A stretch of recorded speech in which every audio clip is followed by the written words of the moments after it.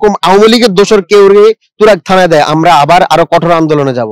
উনি হলো গিয়ে আওয়ামী লীগের দোষর ছিল। আওয়ামী লীগ সংশ্লিষ্ট লোক আমাদের থানাতে এসে আমাদের শহীদ ভাইদের সাথে বেঈমানি। তো আমাদের কর্মসূচি ছিল যে আমাদের সামনে আজকে এই ওসি কে প্রত্যাহার করতে হবে।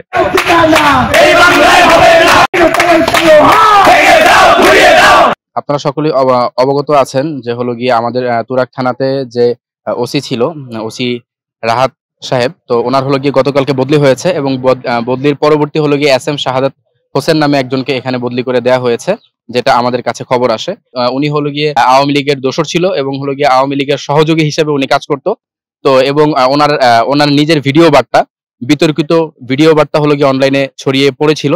তো তারই পরিপ্রেক্ষিতে হলো গিয়ে আমাদের তুরাগ থানাতে হলো গিয়ে আমরা এখানে ছাত্র সমাজ বৈষম্য বিরোধী ছাত্র আন্দোলন তুরাগ থানার পক্ষ থেকে আমাদের কাছে খবরটা আসার পরে আমরা অফিসিয়াল বিবৃতি দেই যে এই ধরনের কোনো আওয়ামী লীগের সহযোগী অথবা আওয়ামী লীগের দোষর তুরাগ থানাতে আসতে পারবে না। আমাদের যে এত ভাই শহীদ হয়েছে, এই ভাইয়ের তো আমাদের একটা দায়ভার আমাদের কাছে আছে। তো আমরা তো এটা কখনোই এটা মেনে নিতে পারবো না যে একজন আওয়ামী লীগ সংশ্লিষ্ট লোক আমাদের থানাতে এসে আমাদের শহীদ ভাইদের সাথে বেঈমানি করবে। এটা কোনোভাবে আমাদের কাছে গ্রহণযোগ্য না। ওসি ছিল, ওসি রাহাত স্যার, উনি হচ্ছে বদলি হয়ে অন্য থানায় গিয়েছেন এবং আমাদের এখানে তুরাগ থানায় তার একজন ওসিকে এখানে নিয়োগ দেওয়া হয়েছিল। সেই ওসির নাম হচ্ছে এস এম শাহাদাত হোসেন। তো উনি এখানে এখনো আসতে পারে নাই, কিন্তু তার আগে হচ্ছে সে যে আওয়ামী লীগ সংশ্লিষ্ট একজন পুলিশ ছিল, আওয়ামী লীগের আমলে আওয়ামী লীগের সহযোগী ছিল, এরকম প্রমাণ ভিডিও আমাদের কাছে আসে।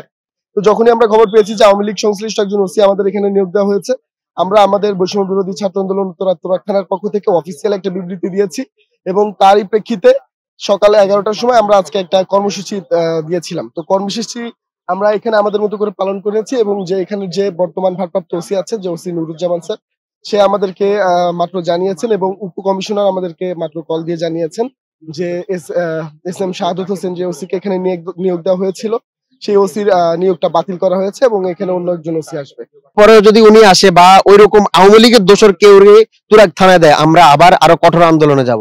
কারণ আমরা আমাদের 2000 ভাই বোনের রক্তের সাথে কখনো বেইমানি করতে পারি না।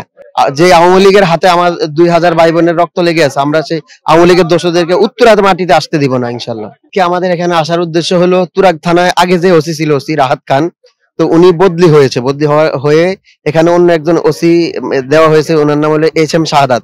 উনি কিশোরগঞ্জ কটিয়াদি থানায় ছিল, আর আমরা জানতে পারি যে উনি আওয়ামী লীগের দোষর ছিল এবং কট্টর আওয়ামী লীগপন্থী ছিল। আবার ওইরকম ওনার একটা ভিডিও বক্তব্য অনলাইনে ভাইরাল হয়, তো আমরা ওইটা দেখে আমরা রাত্রে আমাদের তুরাগ থানা বৈষম্য বিরোধী ছাত্র আন্দোলনের পক্ষ থেকে থানা ঘেরাও কর্মসূচি ঘোষণা করা হয়।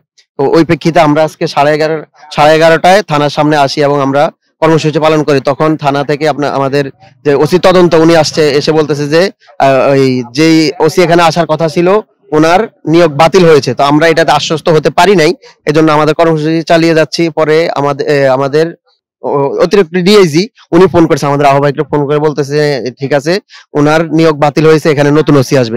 এজন্য আমরা আমাদের কর্মসূচি স্থগিত করছি আজকের জন্য। যে 5ই আগস্টের আগে যে পুলিশগুলো আমাদের ভাইদের উপরে হত্যা চালাইছে, যারা হচ্ছে বিভিন্ন ফ্যাসিস্টদেরকে সহযোগিতা করছে, আজ 11 মাস, মানে 1 বছরও পূর্ণ হয় নাই, 11 মাসের মাথায় এসে তাদেরকে আবার পুনর্বাসন করা হচ্ছে তুরাগ থানার। তুরাগ একটা খুব ইম্পর্টেন্ট একটা জায়গা উত্তরার মধ্যে। তো এইসব জায়গাতে যখন একটা ওসি যারা হেড, তারা হচ্ছে যদি আওয়ামী লীগের পুনর্বাসন করার জন্য তাদেরকে আবার রাখা হয়, এটা আমরা ছাত্র জনতা কখনো মানবো না। তো আমাদের কর্মসূচি ছিল যে আমাদের সামনে আজকে এই ওসি কে প্রত্যাহার করতে হবে।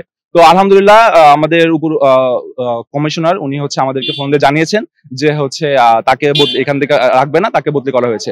সেই সুবাদে আমরা এখানকার আমাদের অবস্থান কর্মসূচি আমরা এখানে আজকের মতো শেষ করছি। যদি বাই চান্স তাকে যদি আবার পুনর্বহাল করা হয়, তাহলে আমরা অবস্থান কর্মসূচি আবার চলবে।